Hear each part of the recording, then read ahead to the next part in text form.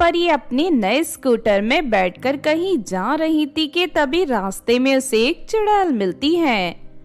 चुड़ैल नीलम परी को रुकने का इशारा करती है।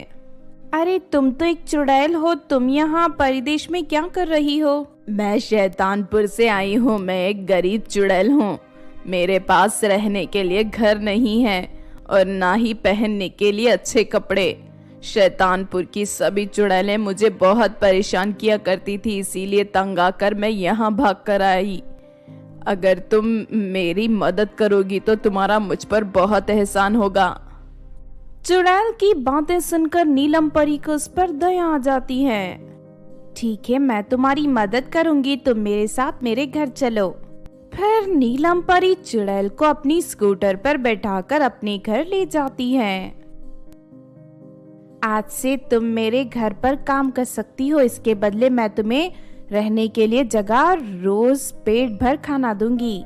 ये सुनकर चुड़ैल खुश हो जाती है, लेकिन उसी रात जब नीलम परी अपने कमरे में सो रही थी कि तभी चुड़ैल उसके कमरे में दाखिल हो जाती है और अपने बड़े बड़े नाखूनों से नीलम परी का गला काट देती है और उसकी हत्या कर देती है। उसके बाद चुड़ैल नीलम परी की अलमारी से उसकी जादुई छड़ी निकालकर वहां से चली जाती है। फिर अगले दिन वो चुड़ैल इसी तरह परिदेश में रहने वाली चांदनी परी को भी बेवकूफ बनाकर उसकी हत्या कर देती है और उसकी भी जादुई छड़ी अपने कब्जे में कर लेती है। देखते ही देखते कुछ ही दिनों में चुड़ैल 5 परियों को जान से मारकर उनकी जादुई छड़ियां हत्या लेती हैं।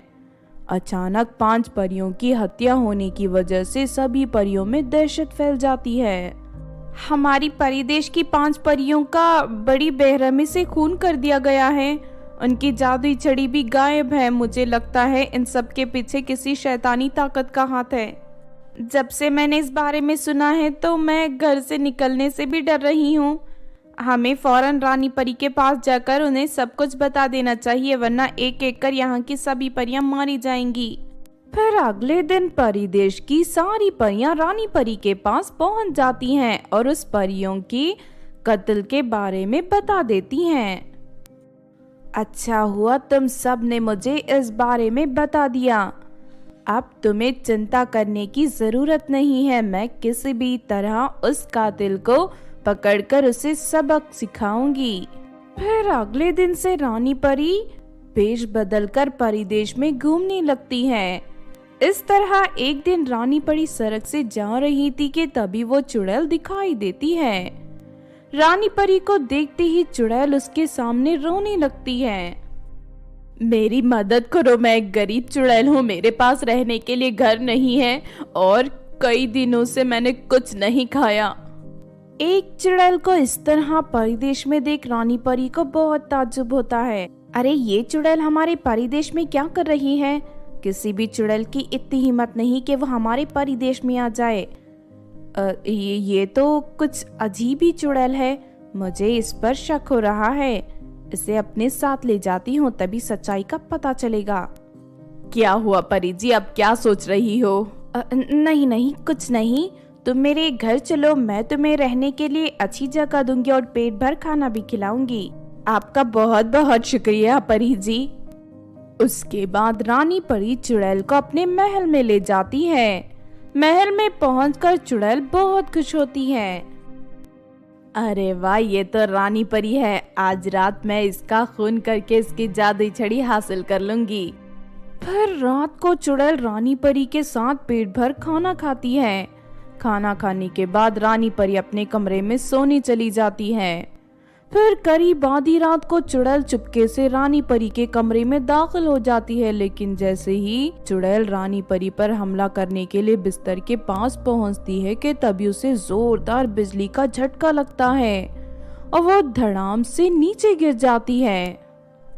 अरे मर गई रे, मेरी सारी हड्डियां टूट गई। अरे बेवकूफ चुड़ैल, ये मेरा जादुई पलंग है, ये मुझे हर मुसीबत से बचाता है। मुझे तुझ पर शक था, इसीलिए तेरी असलियत जानने के लिए मैं तुझे अपने महल में ले आई। मैं जानती हूँ तू 5 परियों की हत्या तूने ही की है। अरे नहीं, अब मैं क्या करूँ, मेरी तो असलियत सामने आ गई। इससे पहले कि ये रानी परी मुझे पकड़ ले, मुझे यहाँ से भागना होगा। चुड़ैल वहाँ से भागने की कोशिश करती है, लेकिन तभी अचानक उसके ऊपर एक बड़ा सा पिंजरा गिर जाता है और वो पिंजरे के अंदर कैद हो जाती है।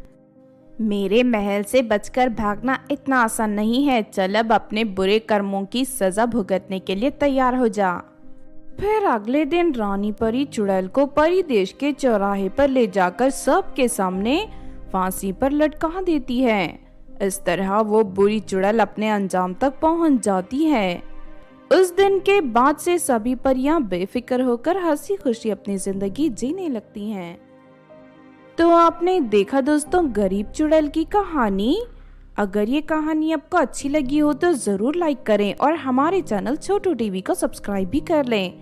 और हाँ दोस्तों, हमें कमेंट करके जरूर बताना कि आपको कहानी कैसी लगी।